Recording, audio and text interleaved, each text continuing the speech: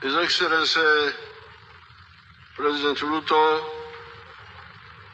and the visiting delegation, Dr. Guru, and the other investors, all the leaders, and the people of Tororo. Africa has suffered for the last 500 years. First of all, under the attack of the slave traders and the colonialists, and when we started getting independence, which is 70 years ago, with Ghana, Sudan, we can say that Africa has been betrayed in these 70 years. And it is very important for all the leaders to audit and see what's happening. Just now, I asked my staff here to check on the internet, which you can all do. What is the size of the GDP of the whole of Africa? My guy here checked on the internet. It is $2.8 trillion. The whole of Africa. What is the size of the GDP of USA? 30 trillion. The United States is a quarter of the land area of Africa, and their population is 1/5. But you here, our wealth, 2.8 trillion, America's wealth, 30 trillion. That's more than 10 times bigger. Now, this is what we saw when we were part of the student movement in the 1960s. And we told the leader at that time what I'm telling you today. And we had to go through many phases, fighting and so on. So when eventually we came into government, we put out the 10 points program of the NRM. And point number 5 was pointing to what is the cause of this stagnation of Africa. The cause is the hemorrhage of development energies from Africa to other parts of the world. Especially, initially the export of slaves, because initially slaves were being exported, labor, free labor was being exported. Then later on, now raw materials. So what we are doing here is not just launching a project. It is part of the liberation process of Africa.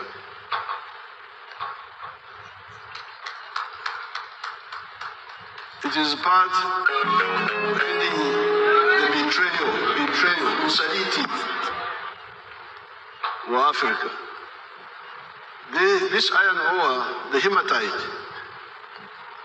which is very pure, some years ago, not in Kabare, but another place called Kanungu, there is also the same hematite there. A group came from India, and they agreed with my local villagers there in Kanungu to export unprocessed iron ore of Tare. I was telling you, good, they don't have enough words in English. So I was giving him our words here. Obutare. Obutare is the word for iron ore. So those fellows had agreed with an Indian company to sell Obutare to India. And then when I called them, how much are you going to get? $47 a ton. And how much would this Indian get? That time it was like $900 a ton. And then all the jobs would go. You would lose money, you would lose jobs. So what we are doing here is extending what I have done in the whole sector of minerals. I have banned the export of unprocessed minerals, all of them. Let them stay in the ground. If the present generation are asleep, kama watu wale wamelala, labda huko mbele wengine watakuja ambao wako na macho ya kuona. So I want to congratulate Dr. Guru for helping us fulfill our vision of adding value to this Butare. Mpigie makofi.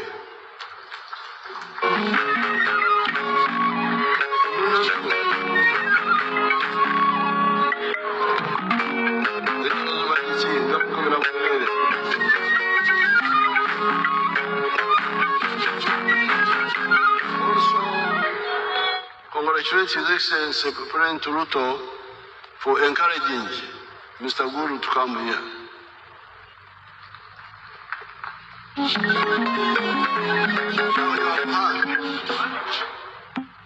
The implications of this project.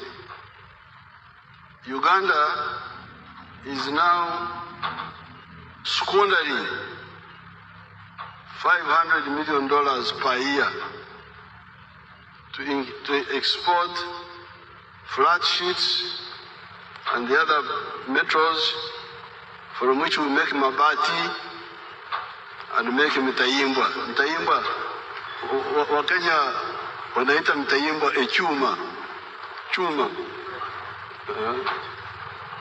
Chuma. But here chuma is general word for steel, for metal. But for the steel bars, we can lend here a word called mitayimbwa. That's what we mean by steel bars. I have already told Mr. Guru. So, these raw materials for those intermediate products for mabati and from Tayimbwa are taking much of the money. The other specialized steel, like the one of the railway and the dams, that one we may not go for because we need to be sure about the demand. But for the mabati and for the Mtayimbwa, we must support Mr. Guru to produce them here. So because that's the biggest money that is going, the 500 million. And I hear that East Africa spends 5 billion on steel products, steel imports. You have heard that Kenya spends $800 million. That's what the president told you. So this is really squandering of Africa's resources. That's why you see the GDP is stunted, 2.8 trillion. That's more or less like the GDP of one small country like UK. If you see the GDP of UK is maybe about that. But here we are, 1.5 billion people, with presidents, prime ministers, all sorts of excellencies, but with 2.8 trillion for the whole continent, when the USA has got a GDP of 30 trillion. This is really shameful. So, I'm very glad that we are here. You are all part of the liberation process. I want to thank you, Mr. Guru. Thank you very much. And I want to thank you, Atta, who makes you do things. And I want to thank His Excellency na Wakenya wote kwa kutuunga mkono kwa hatua hii. Now I'm glad Mr. Guru is going to start another facility in Kaware now for upgrading the iron ore, which is low grade, to the high grade, which will create jobs for 1,600 people. Now, regarding the job distribution, I want to advise Guru to be a bit, to broaden a bit, because the people of Kaware and you, the Bateso, be careful. Don't push things too far. You may cause us a problem. Because the Bachiga are saying we must follow our iron ore and get the jobs over there. Because the factory is supposed to be in the area, but we put it here, far away from the raw material, because of other economic factors. So when it comes to job distribution, please remember the Kaware people. You should sit down, we should sit and talk carefully. Don't run around too much with the Bateso. Be careful. You can cause us a problem. Especially the Kaware group needs to be accommodated. Now, this man, Guru, these Indians are also very religious people. This is what I normally tell my Christians, my wife and my daughters, who are very strong Christians. I say, you people, be careful. Don't think you are the only people of God. These Indians, I don't know what God they believe in, but what they do is what God likes. Because what Guru does here, I've got another boy called something. That boy, what is doing very good things. The investments, the corporate social responsibility, you see they are doing the work of God. As me, I'm a Christian, a real one, not just talking. But I'm not narrow-minded to only look at my line. But Jesus judged people by what they did. We shall know them by their fruits, not just their words. So these Indians, I'm told Guru is like a reverend or something like that. Are you a bishop or what? What? He's a priest. He's a reverend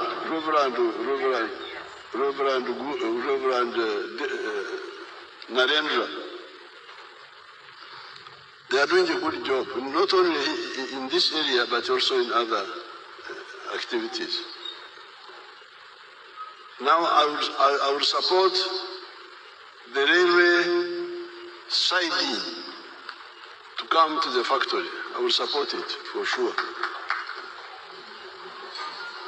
And I tell now the Deputy Prime Minister who is here, Rebecca Kadaga, to take it up straight away, how to bring a railway siding to the factory so that the items go from the factory to the railway and go to different parts.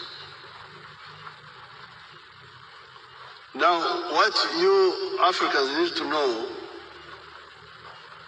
is the power of the pocket, the purchasing power. You can imagine the money we are giving to foreigners. $500 million a year from Uganda to foreigners. This is a lot of support for them. Kenya, you have had $800 million. This is a lot of support. So if that money remains in our pocket, instead of giving it to others, we shall be much better off. So nobody should tell you that we don't have power. We have power, but we don't use it. The power of the pocket. Purchasing power is power. We have been buying Japanese vehicles ever since 1962, when we got independence. I started seeing Japanese vehicles here. Previously, we were using British vehicles. But with independence, we started getting Japanese vehicles. And by the time we came from fighting Yamin, Japanese vehicles had taken over from the British and the German. So I talked to the Japanese, can you come and assemble your vehicles in Uganda? They were not interested. But now, we are making our own vehicles. Do you have them on the screen? You can show them. If you have them. The Chira motors. You don't have it. But we are making our own vehicles, electric vehicles, buses, other types, from beginning to end. So the Japanese now came and say, I want to assemble. I said, no, sorry, too late.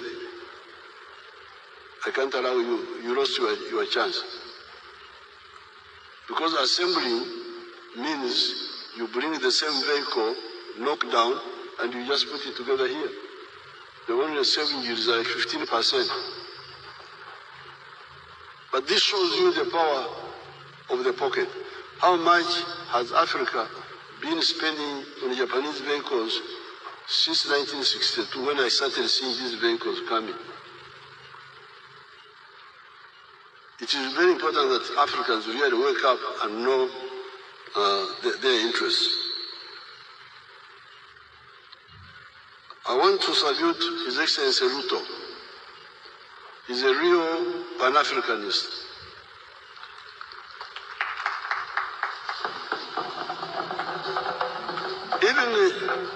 Even other leaders of Kenya, I actually find them more Pan-Africanist than many of the others. Even Museveni, although sometimes we didn't agree, but when it would come to East Africa, it would be very, very East Africa. Museveni, Museveni, His Excellency Uhuru, all of them are Pan-Africanists. But His Excellency Ruto, Pan-Africanist and also active in terms of implementation. So we are very lucky to have him in charge of Kenya. And we are now, you can see the fruits now. Because this is the one who was encouraging Mr. Guru. Yes, Mr. Guru is private sector, but His Excellency Ruto was encouraging him. So we are going to move very far. You have heard what he has said about the pipeline. These roads, the transport system, is now irrational. We need to rationalize it. Why is it irrational? Barabara, the road, they are small cars. They are railways carrying cargo. They are petrol tankers carrying petrol, all on the road. So we need to disaggregate, separate. Fuel pipeline, toko kwa barabara. You go through the pipeline. Mizigo, garimoshi. Mizigo mkubwa. The train. Barabara, light, cargo, and passenger. And you heard what he was saying about also the dual carriaging the roads instead of just two lanes.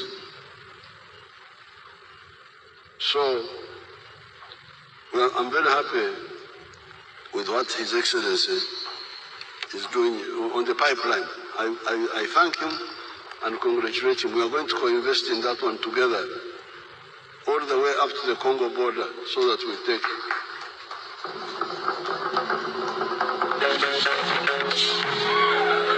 Even these people who steal fuel from vehicles, they will not have to chance to steal because it is in the pipeline.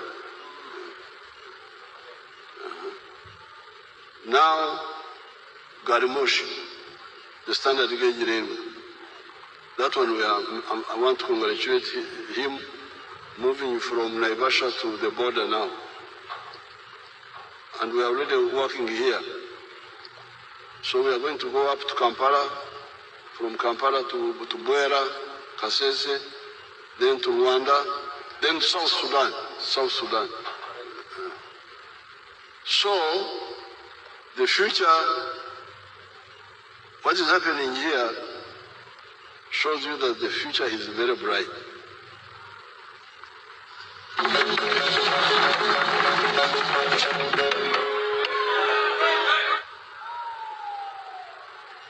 Ebirungi ebisingawo binateera okutuuka. Are coming on the stream. So I want to thank His Excellency President Ruto. I want to thank Dr. Guru, and he's going to bring more investments. Now, regarding my people of Tororo, we have been disturbing Mr. Guru with the issue of land. This land is government land.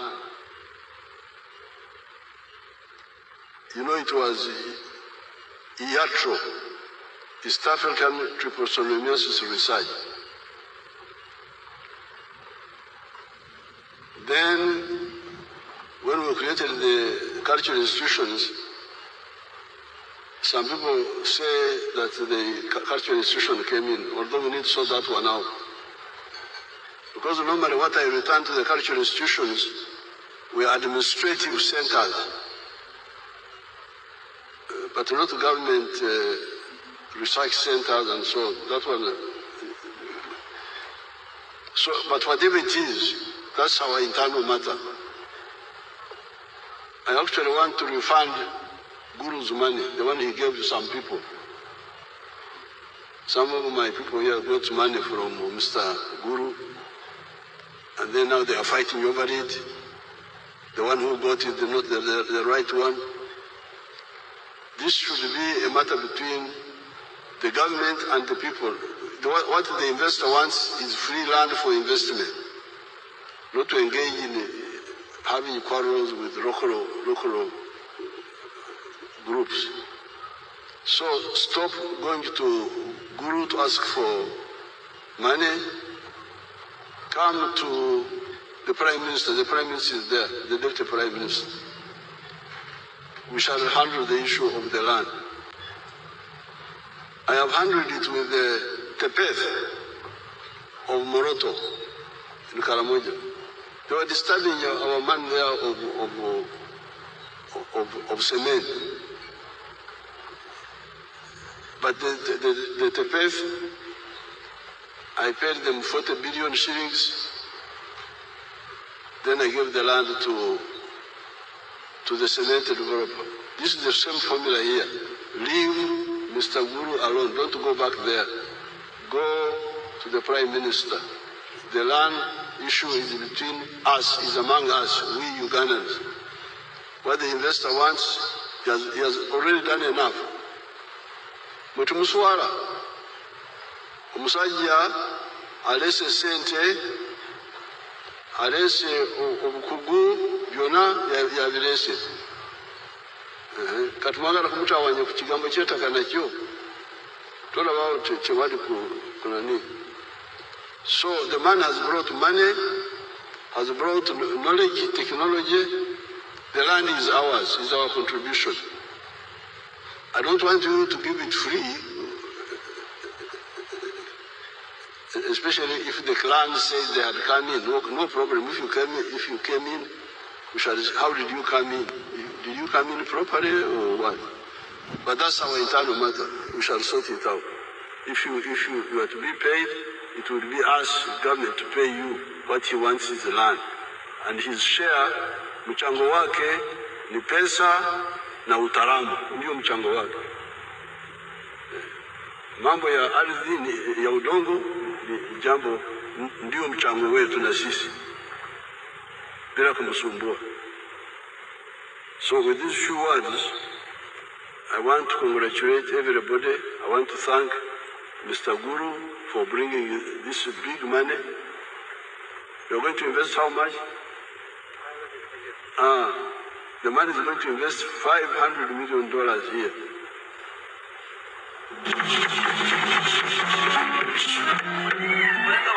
Katuyo mtawanya banange. Wewe mtawanya. Mutegero Uganda mulumanyi. Uganda mulumanyi. Tetuyita okuswala. Omuntu akoze ekinene ng'ekyo ate ni mutawanya munonya busente. Mugerera government. Muve ku bagenyi abaze wano. And he has already helped us with the cement. He has got a very good track record. What he says, he does. I'm very happy with him. And I want him to bring more gurus. Are there more reverends there? Indian reverends. He's going to bring more reverends, Indian reverends. And I want to thank His Excellency Ruto for encouraging him and for being together with us. We are fully aligned with His Excellency Ruto on the issue of the Pan-African vision. With these few words, they are not so few. I thank everybody and I wish you good luck. Katonda wabere.